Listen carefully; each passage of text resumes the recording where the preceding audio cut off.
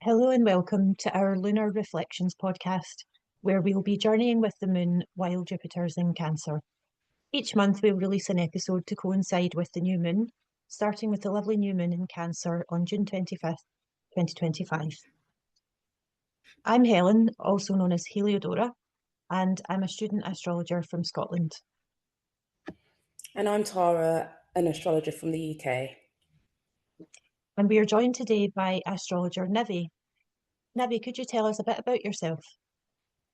Hi, I'm Nivi, and also known as Nivedita, that awkward witch. I'm an astrologer and tarot reader from India, and I love astrology because it helps us connect with the magic within us and around us. And I just want to help people and I want to guide them through their unique stories and their cosmic timelines. And I am so happy to be here with you guys today. Oh, thanks, Nivi. It's so good to have you as well.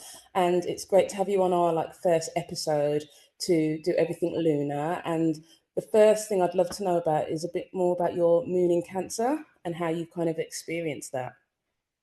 Yeah, so I remember the first time I checked my moon sign, and I'm already a Pisces sun, so I'm already sensitive. But when I first checked my moon sign and I saw that I'm a Cancer moon, everything just made sense because, of course, Cancerians are very emotional and sensitive. And when the moon is in its domicile, that just increases. But I don't think people understand that Cancerians might naturally be very emotional, Cancer moon specifically, but we also deliberately seek out emotional experiences, like on because the moon can be our subconscious mind. So I feel like on a subconscious level, we are seeking out emotional experiences and emotionally intense and emotionally charged situations, because I think deep down we want to experience the full spectrum of human emotions. We don't just want to be happy, we want to experience the sadness, the fear, and so we kind of put ourselves in those situations. And I think as someone with a Cancer moon, I also realize that I can't handle discomfort because the moon is so comfortable in that sign that for the longest time I couldn't handle any type of discomfort until I deliberately started putting myself in uncomfortable situations. So that can be a lot, but honestly, I love being a Cancer moon. Wow, that's such an interesting story, and it's not actually one that I would, especially the bit around actively seeking those emotional connections. That actually makes a lot of sense, and it does. And I don't know if this is because your moon's in the first house, but you talk with great self awareness and curiosity about your own moon and the way in which you were able to kind of manage that discomfort. So, what kind of techniques have you employed to manage that discomfort? I think the first thing that I did was to kind of realize that emotions can't actually hurt us. They might feel uncomfortable, and sometimes we might feel that tightness in our chests and all that. And of course, um, physiological reactions like anxiety and stuff is different, but emotions on their own, they can't really hurt us. So because I grew up having these really intense emotions, I'm kind of used to it. But I think what helped me most was to just cry, because crying is such a release. And I know some people struggle with it, but it can just really help you feel lighter and release those emotions.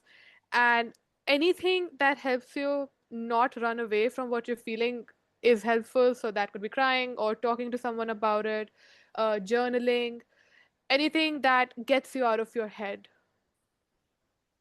I love that crying and that link to the water element of your moon as well. And also what you're saying as well, almost I'm hearing a kind of proactivity. It's almost bringing out that cardinal nature of Cancer as well. True, that's very true. And Nivea, I understand you've also got Jupiter in Cancer as well. Could you say a wee bit about how you experienced that? Yeah, I think the Jupiter in Cancer is really interesting because it Jupiter also rules my Sun and Venus. So everything just kind of comes back to my emotions. And because it comes back to my emotions, then they sort of fluctuate a little bit. How I perceive the world and how my beliefs impact my life sort of change as my emotions change. And I think Jupiter conjoined to my moon, it just makes everything feel more intense than it already is. And like I said, because of the Cancer moon, I seek out these emotion experiences. I also seek out something, I also seek out a lot of meaning. And I think that's why I also mentioned in my introduction that it's really important to kind of find that magic within us. And I think that's the Jupiter in Cancer speaking, is to kind of find meaning in everything, which means you also attach meaning to things, which can sometimes get unhealthy. But at the end of the day, it's just everything is very emotionally charged. Nothing feels empty. Everything is meaningful when you have Jupiter conjunct the moon. Wow, that sounds really intense and really powerful. So I guess that kind of leads into the Jupiter return a little bit, because that happens every 12 years. So approximately like ages 12, 24, 36. And obviously 12 is a kind of coming of age. We've done a full cycle, and I can imagine it being very different to age 24. But do you kind of remember that first Jupiter experience, and what are you kind of hoping for this time around? I think my first Jupiter return was when I made a lot of close friendships, which makes sense. Really close, deep bonds with people around me. And that was also the year where I guess I understood a lot about myself and the media I consumed, the shows I watched, what I was consuming on the internet. It really formed a big part of my personality, which makes sense because it's the first house year. And something that's really interesting is that during that year, I started watching this show called Pretty Little Liars. And the whole point of the show was figuring out who the villain is, because it was like a thriller with a lot of drama. And essentially, that taught me pattern recognition, which I think was the first domino in me becoming an astrologer. So that's really interesting. And now with this Jupiter return coming, I can already see the events. I do think that those close relationships, forming closer, deeper relationships, is already a theme. Like, because I feel like we kind of experience a transit right before it happens. Like, we start experiencing the energy a bit before. So I've definitely gotten way more connected to my intuition. I can sense things more. Again, very Jupiterian. And I think I'm becoming more of myself. So that's great. Amazing. And when you were talking there, I was just reflecting that would Jupiter then rule your ninth house and sixth house? So that kind of search for meaning is almost kind of like it brought in another way as well through that kind of first house in your nature and yourself. Yes, that's very true. It's like everything is meaningful, everything is philosophical in some way. Wow, that's amazing. And I guess I think sometimes in the media, they can, because it's the greater benefic, it can always be, oh, Jupiter's good fortune, Jupiter's optimistic, Jupiter brings all good things. And I think there is always balance that's kind of needed. And I think it's important to kind of remember that Jupiter can also bring its own kind of challenges. And because it's angular for you in the first house, have you noticed any kind of challenges with having Jupiter there? I think something that I said before was that, when you're looking for meaning everywhere, you also attach meaning to things you shouldn't be attaching meaning to, which can kind of manifest as, attaching too much meaning to people's tone, like, oh, they spoke to me in a certain tone, and then you're upset about it, or, so that can be a bit harmful. I have noticed that because of the Cancer moon, I there are certain themes of codependency, and maybe in the past I have observed, like, I worked on it now, but in the past there used to be themes of codependency and wanting to merge with people, which also then led to like a sense of abandonment issues. So I think that's something that's very common with the Cancer moon, is that they kind of start emotionally relying on other people, and then whatever the other person does, it affects your mood. No, that makes sense, especially on that first house, seventh house axes, where you've got that kind of sense of self directly opposing like those relationships that you make with others. So all of that really makes sense. Now, what I'm really excited to talk to you about is your progressed moon, because in previous discussions, we've kind of realized that that has just kind of recently happened.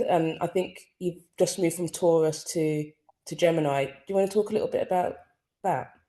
Yeah, so I have a little bit of a timeline. I was looking at my previous progressed moons and I noticed very interesting things. So in November 2017, my progressed moon moved into Pisces, which is when I started drinking more as a coping mechanism. So that's funny and also not funny. That's also when I was experiencing more themes of overgiving and kind of, dissolving boundaries. That was another theme that I experienced. That's also when I had this whole thing going on of like, those rose colored glasses and seeing people as being better than what they actually are, which is all very Piscean, like there's less objectivity and there's more of just what you want to be true.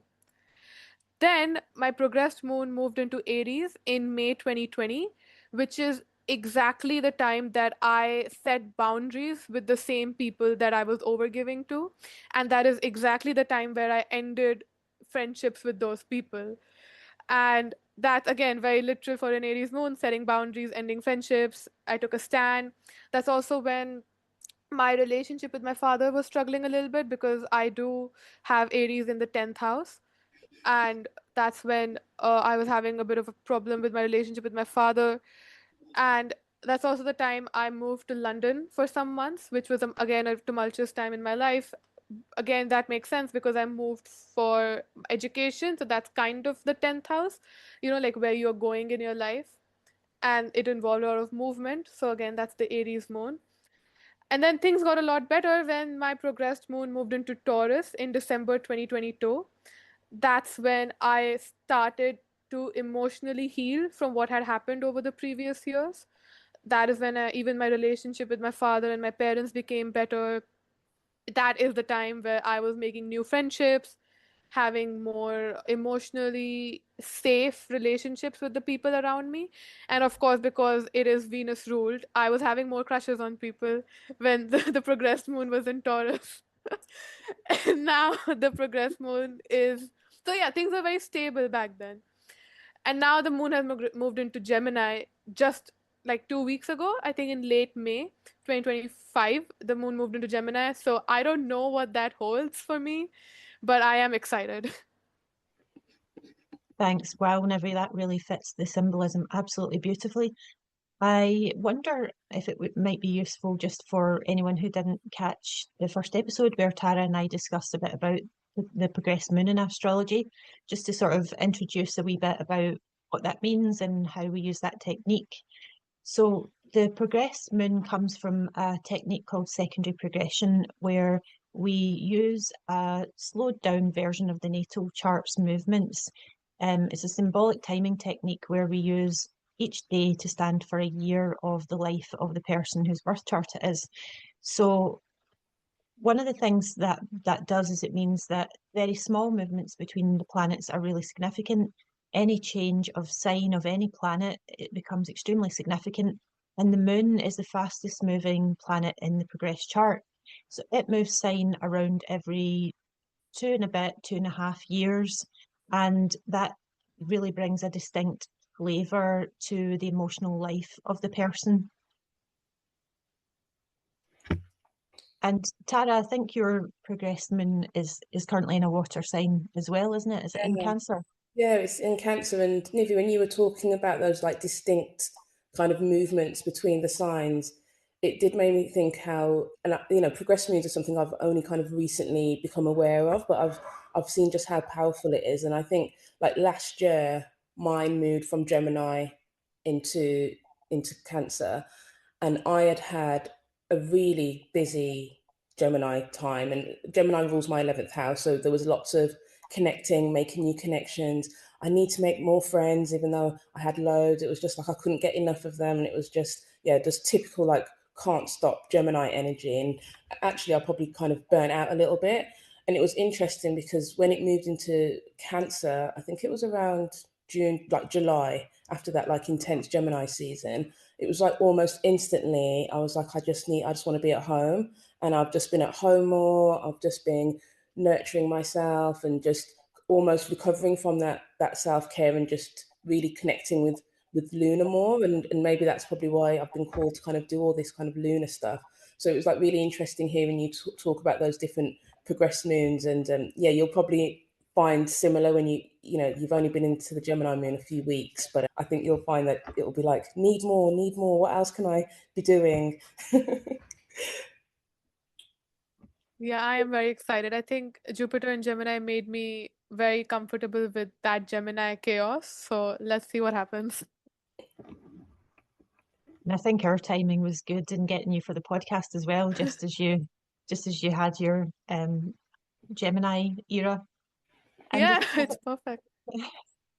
I thought it was interesting as well, thinking when you were talking about when the progressed moon was in Taurus, and that was your 11th house, and also it's as we discussed in the first episode as well, the moon is exalted in Taurus, so there's like an extra benefic level to that. I'm thinking as well, it was in a sextile to your natal moon as well, and it sounds like it was a really kind of positive experience overall. Yes, it was very positive, and I remember that in January of 2023, so almost only a month after my progressed moon shifted signs, I did this like sort of emotional healing ritual to kind of invite in emotional healing, and that's when everything became better because that was also when I was dancing more, and like I said, I was making more friends, having better emotional connections, and my mental health was definitely a lot more stable. I love the embodied nature of that dancing, and it's such a physical and embodied way of expressing emotions. Almost that's perfect, isn't it? It is perfect, yes. Yeah, bringing all those different senses in, but like still feeling grounded through through the dance. And I love the way astrology can be so literal sometimes. I love it. And just to add as well, my progressed moon is just about to ingress from Taurus into Gemini as well, although it will be from my fifth to sixth house, so it'll be quite a different kind of flavor. Yeah, you'll be working And very hard on this podcast, I guess, with the sixth house Gemini moon. And that's so the progressed moon, obviously that's a topic we could talk about, all day, no doubt. But the moon brings so many different dimensions. What are some of your favorite lunar topics, Nivi? I think the most interesting thing about the moon sign is how it connects to our relationship with our mother specifically. And it just obviously, we come from our mother, duh. And the fact that that's reflected so clearly in the birth chart and it's always accurate, I think that's really beautiful because you can look at someone's moon sign and understand a lot about their relationship with their mother or whoever their primary, maternal guardian was. And I think because of that, the moon sign really affects our emotional needs as well. And only recently I've started to understand what emotional needs actually are because it can be really hard to identify them and figure out what our core needs are. But we really need that. We really need our emotional needs to be fulfilled to live a fulfilling life. And looking at your moon sign can help you understand that because we all have these core needs and we all need connection with ourselves and other people, but how to actually do that can be different for everyone. So like I have a Cancer moon, so for me it's about feeling safe with someone, feeling emotionally safe with them. If someone has a Leo moon, they might need more appreciation, they might need more words of affirmation and things like that. An Aries moon might need that that playful bullying. Like even a Gemini moon might need that playful bullying for that mental stimulation to feel at ease. I think Capricorn moons, it can be harder to identify their emotional needs because the moon is in detriment. But I think for both Capricorn and Scorpio moons, when the moon is in its detriment and fall, I think what people with those moons really need is just safety. So I feel like for a Capricorn moon, they need some softness because their inner world can be maybe a bit dry and maybe they can feel a little detached. So they need some support and softness and maybe even some space if they need that. And I think Scorpio moons need a lot of reassurance because they can get paranoid. So, based on that, I feel like people can look at their moon signs and the moon signs of their loved ones to figure out what they need to feel emotionally safe. That's lovely. And I think that really builds beautifully on the conversation Tara and I had about the the moon in detriment and fall. I think you've really tuned into that really, really well. And as a Scorpio moon myself, I think I resonate with what you're saying about the sort of the the need for safety. And I also think, you know, what you're saying, that the importance of one's emotional needs and how everyone has them. I wish I'd understood that better a really long time ago, actually. I think that's very wise. So yeah, I really resonated with what you said about emotional needs linked to our kind of early caregivers. We talked about it in our intro episode, and Nivi, you kind of touched on it again, where, you know, we won't really understand what our emotional needs are until we connect it back to that early mother child kind of connection, and how we received love and affection then kind of transcends into how we then seek it. And, you know, I think to be aware of that and realize it's so young is great, because once you start to understand that, then you can think about making those connections based on what you need rather than what other people need.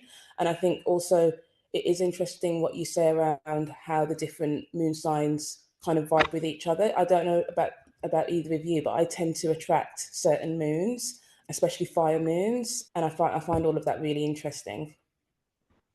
Fascinating. And Nivi, do you have any patterns like that in terms of the moon people you tend to attract in your life? I don't think I see any patterns with like the moon signs of the people I attract, but because I have a Cancer moon, I see I'm attracted to many Cancerians, especially Cancer suns. And I think that's a really interesting aspect of synastry, which is, of course, not just the synastry between the two people's moon signs, because, of course, that can be a very simple yet accurate way to see your dynamic with the person. Like if both of your moons have the same element, you will find it easier to get along with them. Maybe if the moons are averse to each other, it can be hard to see their perspective. And if the moons oppose each other, there's a great balance between the two people. But apart from the synastry between the two moon signs, you can also see how someone's planets aspect your moon sign, whatever planet that may be. So if someone's a Cancer sun or a Cancer rising, or they have any planet in Cancer, because I'm a Cancer moon, I naturally tend to feel safe with them. And I think that can be a really good way to gauge your dynamic with a person. That's really interesting. My partner is actually a Cancer moon, so there's a trine aspect, I guess. We're both water moons. And when I think about some of what we understand each other most easily, it is on an emotional level. It is on the level of safety and comfort, and maybe assurance as much as reassurance, just that kind of comfortable safety of just knowing where each other lies emotionally, if that makes sense. Yeah, no, that does make sense. And I think definitely having that elemental support becomes almost effortless. So, you know, I have a Sagittarius moon and my husband has a Leo moon. And so we have that kind of natural kind of energetic need to, you know, seek new thrills and, you know, be doing. And I think it would be interesting to see how that would be different if his moon was maybe water or earth, and how the dynamics would change. Yeah, I definitely am definitely attracted to Leo moons. I don't know if it's because of my Leo stellium, but there's definitely just an understanding where words aren't even needed. And I think that really kind of emphasizes how the moon connects us on that kind of real deep level. Yeah, that's amazing. And when you were speaking there, I think that resonates with what Nivi said about almost sun moon synastry, and that kind of how the two luminaries can connect in synastry. And Nivi, you were saying about attracting people with sun in Cancer, and just wondered what you think about just an observation I've made down the years. I've many friends who have Cancer suns, and I've always found them to be very lunar people, even though it's the sun that's in Cancer, and Cancer seems to have this powerful effect on the sun as an environment, as a sign for the sun to be in. What's been your observation? Now that you mention it, you're actually really right. I have noticed that as well. I don't know what it is because, of course, you would think that their manifestation of their sun sign would depend on their respective moon sign. But I guess it just shows that planets in Cancer, they kind of have a very specific way of manifesting regardless of your moon sign, especially with the sun, perhaps, like you said, because they're both luminaries. And it is very easy to identify Cancerians. I have noticed that. And I think something about the relationship between the luminaries. That's actually made me think a little bit about, I mean, I've got one placement in Cancer, and that's Mars. And obviously, it's not very happy there. And it's also in the 12th house. And it's interesting because my moon's in Sagittarius. Sagittarius and Cancer don't see each other. But I do feel very lunar through my Martian kind of attributes. I am like, very emotional. I have a very deep like connection to the past and nostalgia and all those kind of Cancerian themes. And so I think you're both right. It doesn't really matter what planet is in Cancer, the moon signification just comes through so strong and it can't really be hidden. And I think that is something to do with the effect of the luminaries in itself. That's so interesting and makes me think as well of, I think the Thema Mundi has a Cancer rising. This is the notional birth chart of the world, and there is something very, very powerful about that sign as a with a cardinal point at where when the turning of the seasons happens, and just the connection of like the moon as our connection on Earth to the rest of the cosmos almost. And as well, I was thinking, I don't even have any planets in Cancer. I have just my descendant angle. And that's where probably why I have so many people in my life that have Cancerian qualities or Cancerian planets. Yeah, no, that makes so much sense. I feel like we could like talk about this forever. So Nivi, as a Cancer and Moon person, for those listening, do you have any tips and advice for how someone might want to start working with the cycles of the moon? Yes, I think it's so interesting to track the cycles of the moon because the our external life impacts our emotional landscape so much, and also vice versa. Like our emotional landscape impacts our life whether we realize it or not. So I think something that people can do is look at what the moon is currently doing. They can check how the moon is aspecting different planets to figure out how that correlates to how they are feeling in the moment. You don't necessarily need to have placements in Cancer to be affected by the moon, because the moon affects all of us. For example, if the moon is void, of course, a lot of people don't really get much work done. They might feel a bit tired or scattered. When the moon aspects Jupiter in any way, we might feel the urge to rest a little bit. When right now Jupiter was in Cancer, and anytime the moon kind of squared or was sextiling Jupiter, I observed that I was overthinking a lot more. So things like that really affect us in our day-to-day life, because the moon is a very fast moving planet. It really impacts our moods and how we're feeling, how we're getting our work done. Moon and Mars aspects can affect our energy levels. We might feel energized, or we might not be energized, but we still feel the urge to push through it. And once you start observing that, you will start seeing how it affects you, and then slowly you will notice patterns. I really think people should also look at the lunar return charts to kind of observe how their month will go, because, like, a solar return chart tells us about the upcoming year, a lunar return chart tells us about the upcoming month. And just looking at what that chart is like, where the planets are, it can really kind of give you a taste of the themes of the upcoming month. And again, as you start to look at your lunar return charts and everything, you will notice patterns and you will figure out how it impacts you. And I think when we just, go outside and look at the moon and we connect with the moon, we are actually connecting with ourselves. And that's what all of this is all about. So I think we should all do that. Wow, that's so powerful. Especially what you said around when we connect with the moon, we connect with ourselves. And I think that that's just so very true. And whenever I speak with people who have an interest in astrology but have never done anything, the first thing they tell me is, I love looking at the moon. And because it's there every month and you can just track it so easily within 4 weeks, it's very easy to then start getting used to what those different moons mean. And I think you're right, Nivi, is around how it affects you personally, because they're going to affect everyone in very different ways.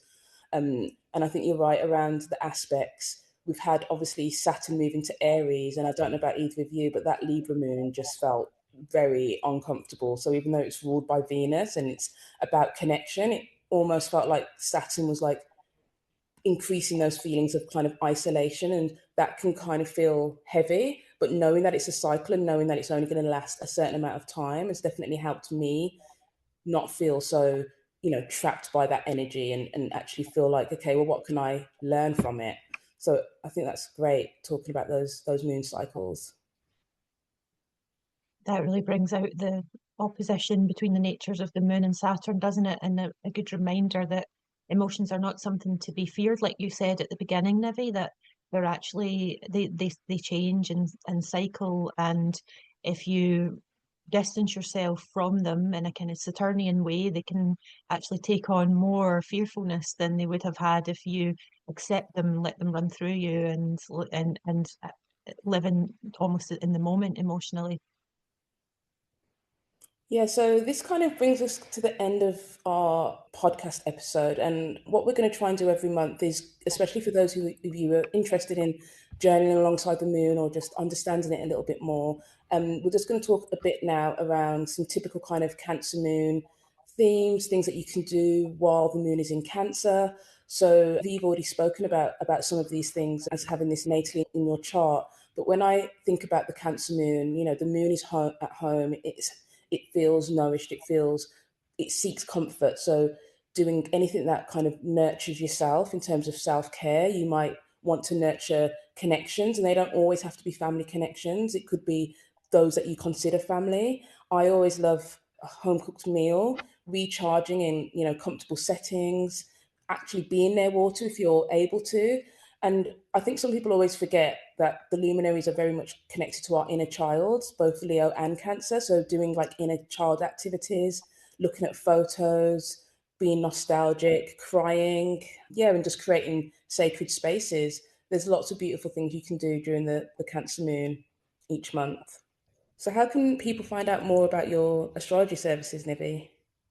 So I have a website, www.thatawkwardwitch.com, and I'm also on Instagram as thatawkwardwitch and on Twitter as awkwardnivi. I also have a YouTube channel, and everything is on my website. And I am just very excited to be here. So thank you for having me. Thank you so much, Nivi. This has been really fascinating discussion, and I love how it's brought out the range of significations of the moon, from the role of emotions in life and the experiential dimension of that, through the kind of importance of emotional needs, synastry, and the cyclical nature of the moon. And all planets are cyclical, but the moon's almost the archetypal one, isn't it, for that? So it's really been a fantastic way to kick us off on the podcast. Yeah, thanks again, Nivi, for joining us. Really appreciate your open and honest kind of experiences. Thanks to everyone who's joined us today. And as mentioned, every month we'll be releasing a new episode on the new moon. So next month on July 25th, we'll have the new moon in Leo episode. Thanks, everyone. Thanks, everyone, for listening.